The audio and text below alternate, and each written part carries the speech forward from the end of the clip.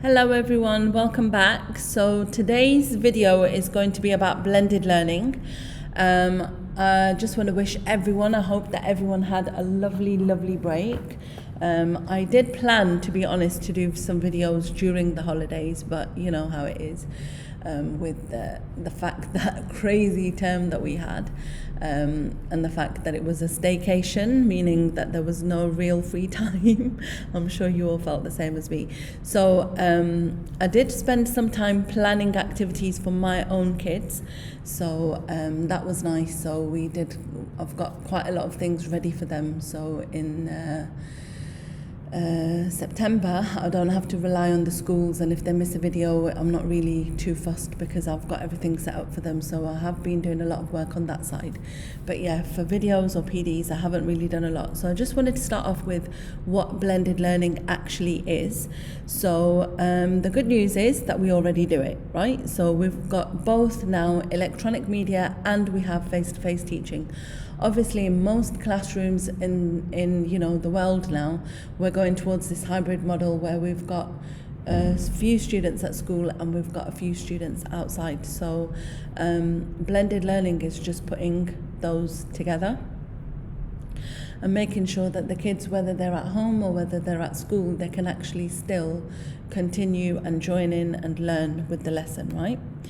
So the teacher's role has changed to more of a guide on the side versus a sage on the stage. I'm sure everyone's heard this phrase before. So we want to help to guide the students, manage the activities, direct their learning, develop their skills, and help them to problem solve. Now, this is really important in our physics classrooms and maths classrooms especially, and I'm sure in other sciences as well, and those kind of problem-based courses, because the students really rely on us to give them a guide, like they want us to help solve the problem, and they don't really do well with three before me. I've tried to introduce that and they just like go straight to me. They're like, forget the book, forget the friend, I need to go straight to the teacher. So this is what we need to kind of train them on. Look, you know what, the teacher's not available now because I'm going to be teaching online at the same time as having students in my classroom.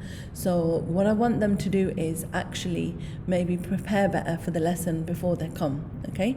So when you've decided on what the learning outcomes are, then you need to think about three things. What are they going to do in the class? What are they going to do before the class? And what are they going to do after the class? Okay, now what do we normally do?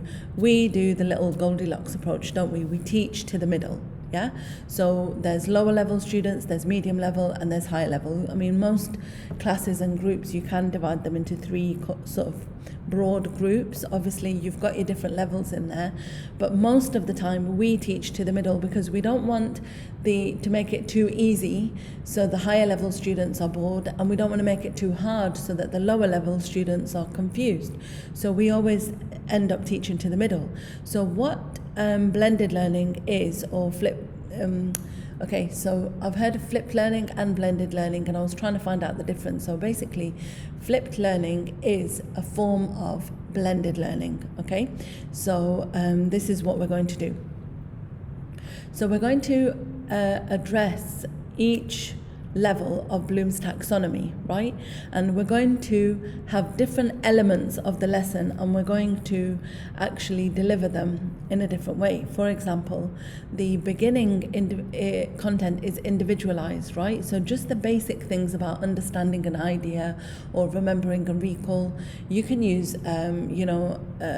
like a PowerPoint, for example, in the class. Now, obviously, you standing there lecturing, going through a PowerPoint in class is not really the best use of your time, right?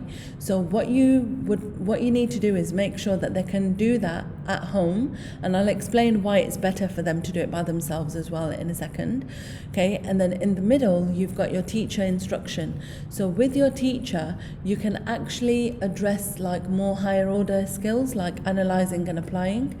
You can actually create little mini lessons. By that, you could actually have little mini lessons as a teacher and just be like, okay, I'm going to teach to this group, then this group, then this group. You could do that as well, because all of them will kind of reach the same stage. Do you know what I mean, right? So obviously if they've all done the pre-class work, then that means that they should all have the same basic fundamental knowledge. So now with the beginners, you can actually focus in, like I said here, sorry, not that one, go back. Like I said here, you've got your lower, medium and higher level students, right? So you could do 3 mini lessons now where you actually solve problems with the lower students, then to the medium, then to the higher, right? Okay, and again, like I said, you've got to be aware that you'll be at school and they'll be at home, or they might be with you in the classroom. So there's a way to just, make sure that you actually teach them to the right level. And then the next level, as you can see here, is getting up to creating and evaluating. Now, I think towards the end of last term, a lot of teachers began to get more comfortable with online learning.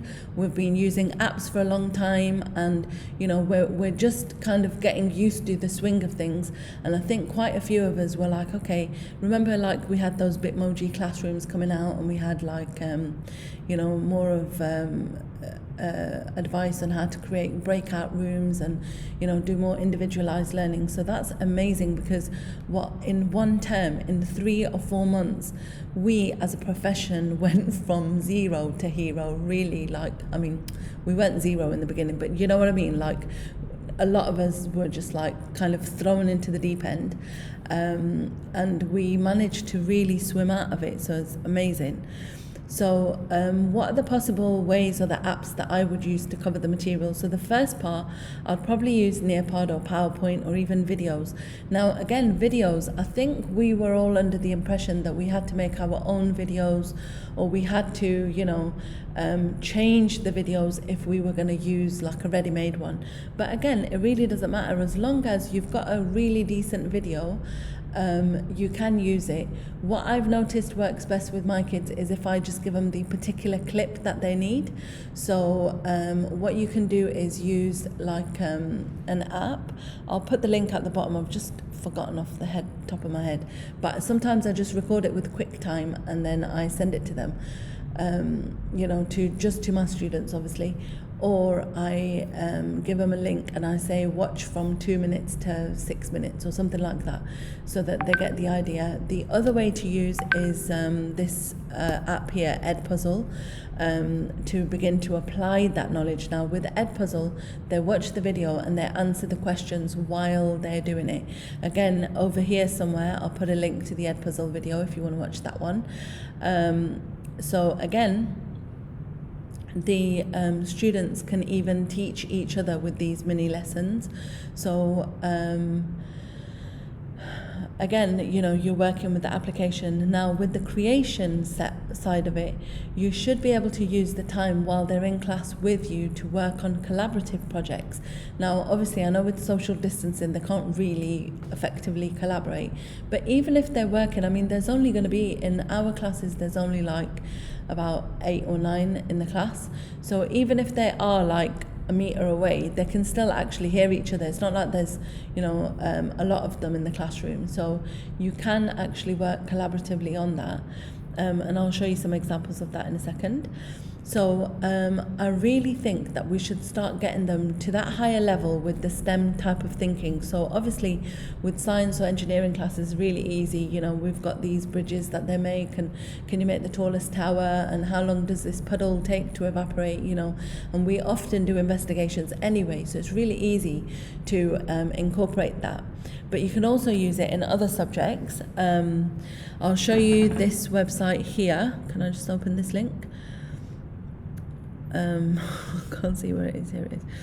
Okay, so if you have a look here, I'll just move this down a bit so it's inside the window. Okay, so here she's actually talking about putting STEM in English language classes. I'll put this link again in the box below, but you can see here that what they're doing is they're actually designing a tiny house. Okay, so they've read about information, they've researched clips, and then they've evaluated what they need, and then eventually they use this website here, floorplanner.com, again I'll put that in the links, to design their houses. So they're going over the engineering, they're going over the calculating square footage, and they really get involved in the project. So you're actually, again, you're not only practicing their English skills, you're also helping them practice maths and science as well, which is like exactly like, it is really like the pinnacle of the Blooms pyramid, and it's what we want them to do, right? This is the link for the tiny house.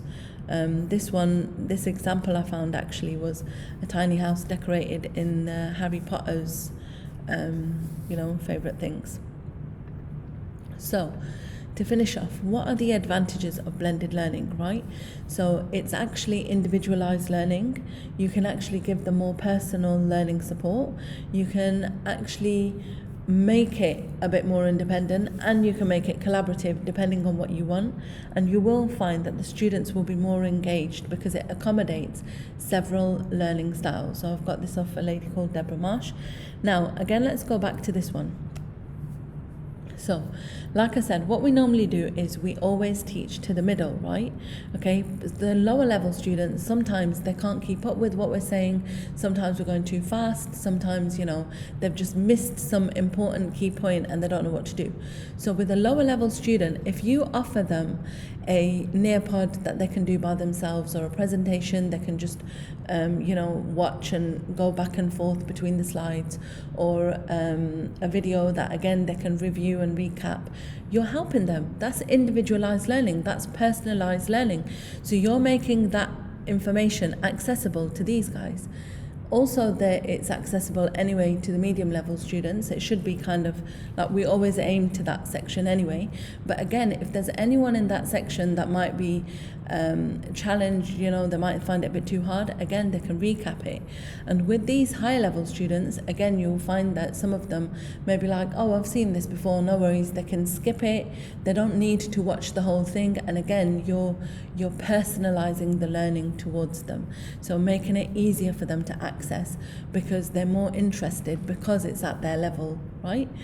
And that will help you when you're planning and getting your lessons ready, to just kind of think, okay, you know what, I've got 3 things to do. I've got to figure out what they're going to do in the class, before the class, and after the class. And you'll notice that the students will really engage with you on this, because they'll feel like you're actually talking to them, and that's where you want to be. You want to be talking to that particular student, which obviously in a class of 30 kids is really, really hard. But once we get started with this idea, then you'll notice that we can do it, and it will hopefully help you. So I hope you've enjoyed that. It's my first video after the